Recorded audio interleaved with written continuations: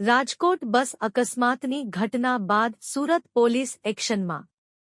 Traffic પોલીસની team દ્વારા VR mall પાસે બસ ડ્રાઈવરને ચેકિંગ કરવામાં આવ્યા।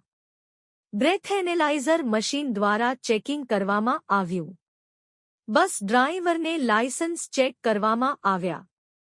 સુરત શહેરની અંદર તમામ સ્થળ પર કામગીરી કરવામાં આવી રહી છે। સુનિલ ગાંજાવાલા, સુરત।